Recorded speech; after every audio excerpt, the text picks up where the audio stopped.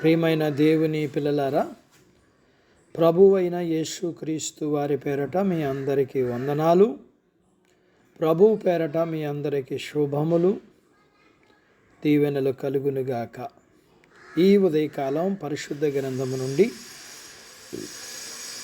దేవుని వాక్యాన్ని చదువుకుందాము. కీర్తన గ్రంథము 34వ కీర్తన 18వ వచనాన్ని చదువుకుందాం. విరిగిన హృదయం గల వారికి యెహోవా ఆసనుడు, నలిగిన మనస్సు గల వారిని ఆయన రక్షించును.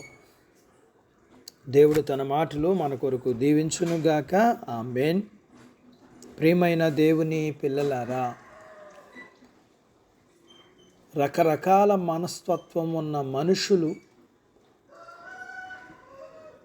మధ్యలో మనం జీవించేటప్పుడు మనుషుల వలన మన హృదయం గాయపడుతుంది.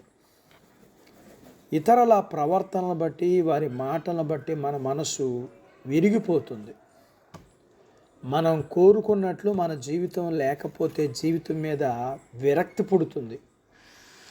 హృదయం అంతా బాధతో నిండి ఉంటుంది. ఇవి మన వ్యక్తిగతమైనవి. మన జీవితాన్ని మనమే నడిపించేటప్పుడు మనం కల్పించుకునే పద్ధతులను బట్టి ఇలాంటి పరిస్థితుల్లోకి వెళ్ళవలసి వస్తుంది తప్ప దేవునికి ఏమీ సంబంధం ఉండదు. దేవుణ్ణి బట్టి మన హృదయం విరిగితే, మన మనసు నలిగితే, ఈ రెండు దేవునికి ఇష్టమైనవి. మనిషికి ఇది రావాలంటే తనను తాను తగ్గించుకోవాలి. తనను తాను తగ్గించుకోవడం అంటే అంత ఆషామాషి విషయం కాదు. ప్రతి మనిషికి వ్యక్తిత్వం, స్వమర్యాద ఉంటుంది. తన స్వమర్యాదకి ఏదైనా భంగం కలిగితే ఓర్చుకోలేరు. ఎవరైనా తనను ఉచితంగా ఒక మాట అంటే భరించలేరు. రక్తం ఉడుకుతుంది. తిరిగి ఏదో ఒక మాట అనేదాకా చల్లారదు. తిరిగి ఏదో ఒకటి చెయ్యాలనిదే చాలామందికి నిద్ర కూడా పట్టదు. ఇది మనిషి యొక్క సహజ గుణం.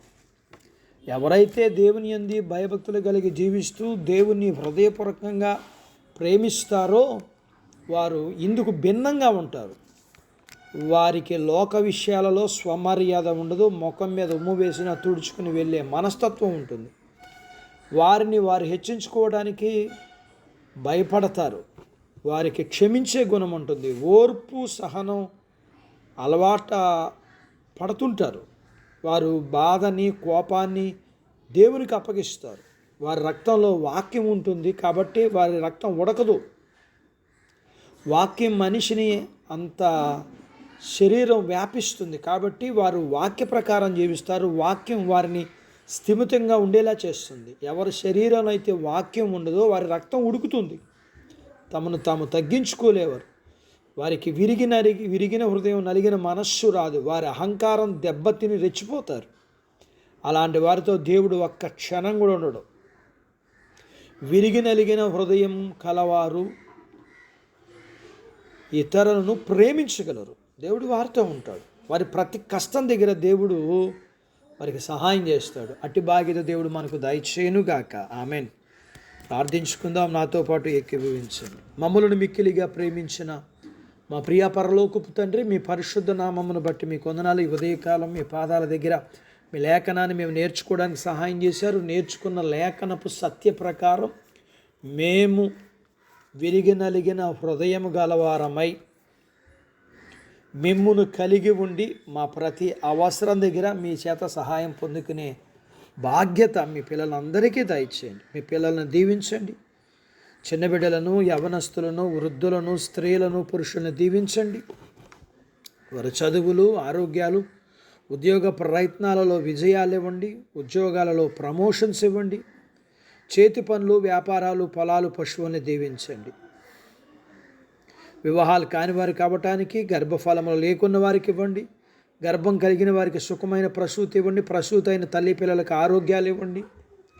మీ పిల్లల అవసరాలు, సమస్యలు, బలహీనతలు, రుణాల నుంచి విడిపించి మీ పిల్లల్ని మీరు దీవించమని యేసు ప్రభు వారి పేరట స్తుతించి ప్రార్థించి అడిగినవన్నీ పొందుకొని ఉన్నాము తండ్రి. ఆమెన్. దేవుడు మిమ్మల్ని దీవించునుగాక.